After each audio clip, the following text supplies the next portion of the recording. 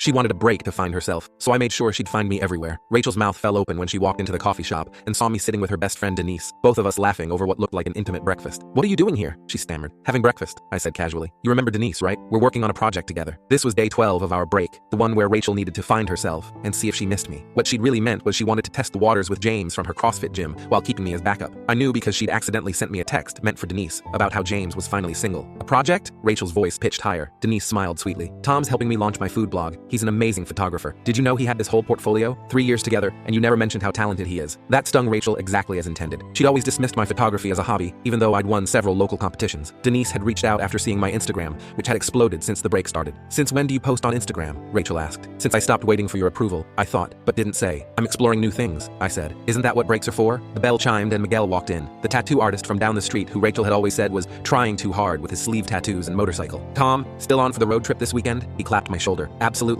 Denise, you still joining us?" Rachel's face went red. "Road trip? You don't even like motorcycles." "Never tried one. Turns out I love them." I showed her my new motorcycle license. "Miguel's been teaching me. We're riding up the coast Saturday." What Rachel didn't know was that half her social circle had been quietly Team Tom for months. They'd watched her string me along, make plans with James while lying about girls' nights, and treat me like a placeholder. When news of our break spread, I received more support than I'd expected. Her coworker Ashley had invited me to her engagement party next week. Her yoga instructor asked me to photograph the studio's new wellness retreat. Even her sister Becca had reached out, saying she'd always thought Rachel was an idiot for not appreciating me. "This is ridiculous," Rachel hissed. "You're obviously doing this to make me jealous." "Make you jealous?" I pulled up my phone, showing her my muted messages. "You've texted me 47 times since starting this break. I haven't responded once. I'm respecting your need for space." Her texts ranged from casual check-ins to increasingly panicked messages about seeing my stories, wondering who I was with, why I wasn't home when she drove by. The break was supposed to make me desperate. Instead, I was thriving. "We should talk," she said urgently. "Sure, when the break's over. You said a month, right? Still got 18 days. Denise stood up. "We should go, Tom. The farmer's market closes early." Rachel grabbed my arm. "The farmer's market? We always talked about going." "Yeah, we talked about a lot of things." I gently removed her hand. "How's James, by the way?" She went white. "How did you—" "His girlfriend messaged me. Yeah, he's not single. Hasn't been for 2 years. She wanted to know why you kept showing up at his gym sessions." The revelation hung in the air. Denise looked disgusted. Miguel shook his head. "I can explain. No need. Enjoy your break, Rachel. I'm certainly enjoying mine." We left her standing there. Over the next 2 weeks, I continued living my best life, very publicly. Day 30 arrived. Rachel showed up at my apartment with flowers and tears. "I made a huge mistake. I miss us. I miss you." "I know," I said, not opening the door fully. "But I don't miss us. I miss who I thought you were." This break helped me realize the difference. "Please, Tom, I'll do anything. Actually, there is one thing." I handed her a box of her belongings. "Your spare key's in there. I'm subletting the apartment and traveling for a few months. Denise knows a photographer in Paris who needs an assistant." "Paris? You're leaving for her?" "No, I'm leaving for me. Denise is just a friend who actually encourages my dreams instead of treating them as inconveniences." Rachel tried everything. Promises, tears, even threatening to tell people I'd cheated with Denise. "Go ahead," I said. "Everyone already knows about James, and Mark from your office, and that bartender from your sister's wedding." She left, finally understanding that breaks work both ways. Sometimes the person who's supposed to miss you discovers they don't. Rachel's still posting cryptic quotes about lost love and second chances.